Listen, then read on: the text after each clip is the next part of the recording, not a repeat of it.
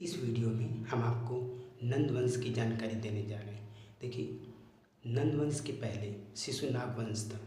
शिशुनाग वंश के संस्थापक शिशुनाग जी थे। उसके बाद उस पर शासन किया कालाशोक ने। शिशुनाग वंश के जो अंतिम शासक थे उनका नाम था नंदीवर्मन। महापद्मनंद ने इनकी हत्या कर दी और शिशुनाग वंश के स्थान पे नंद वंश की स्थापना की।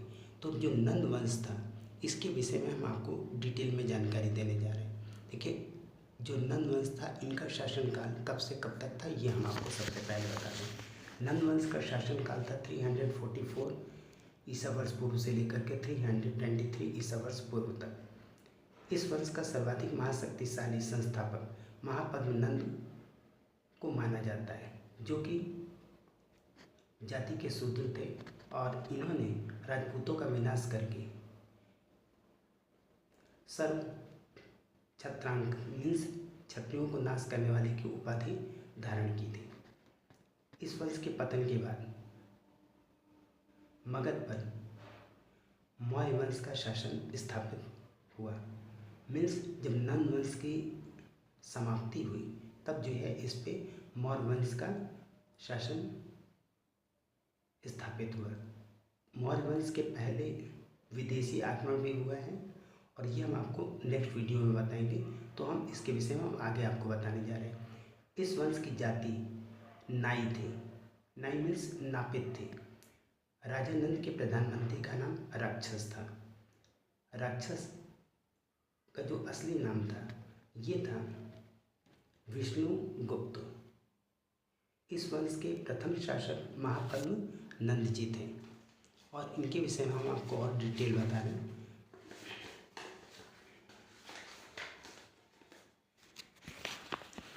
इस वंश से पहले शिशुनाग वंश था। सुजान हित नामक पुस्तक की रचना धनानंद द्वारा किया गया था। महापद्मनंद के पिता का नाम महानंदी था। इस वंश के बाद मौर्य वंश आया। इस वंश का कार्यकाल 344 ईसा वर्ष पूर्व से लेकर के 322 ईसा वर्ष पूर्व तक रहा। केंद्रीय शासन पद्धति के जनक महापद्मनंद को माना जाता है। इस वंश के धन दौलत के बारे में वर्णन चीन के यात्री वेनसांग द्वारा दिया गया है। व्याकरण के आचार्य पाणिनि महापद्मनंद के परम मित्र थे। इस वंश के शासनकाल में वर्ष, उपवर्ष, रुचि, वर, कात्यायन जैसे महान विद्वानों ने जन्म लिया था। इस वंश के शासन ने एक राष्ट्र की विचारधारा को जन्म दिया। इस वंश की राजधानी पाटलिपुत्र थी। इस वंश का द्वितीय शासक पांडु था। महापद्मनंद को भार्गव अर्थात दूसरा परशुराम के अवतार कहा जाता था। इस वंश के समय मगध राजनीतिक दृष्टि से अत्यंत शक्तिशाली साम्राज्य बन चुका था।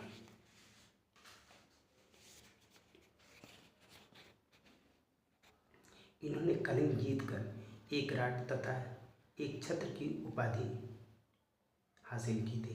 यह कलिंग जीतकर पूरी तरह मगध में नहीं मिला पाए थे। इस वंश के अगला शासक धनानंद था।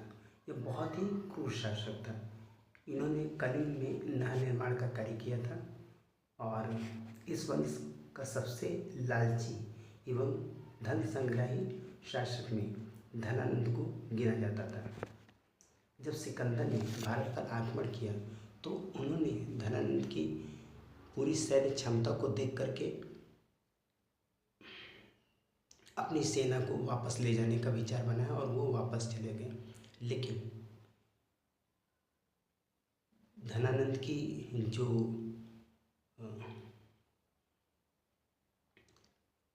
शासन करने की जो क्षमता थी, जो इनका साम्राज्य था, जहाँ शासनकाल चल रहा था, इसमें काफ़ी उथल पुथल हो गया और धनानंद ने चाणक्य पर नाराज होकर के उनको अपमानित करके अपने शासनकाल से, अपने राज्य से उन्हें निष्कासित कर दिया। जो कि चाणक्य ने अपने प्रिय शिष्य चंद्रगुप्त मौर्य को मिलाया और बाद में इन्होंने धनानंद की हत्या कर दी और मौर्य साम्राज्य उस पर स्थापित हो गया। प्रत्येक वीडियो को 20 बार सुनिए, इससे आपका सिलेबस बहुत जल्दी तैयार होगा। Thank you.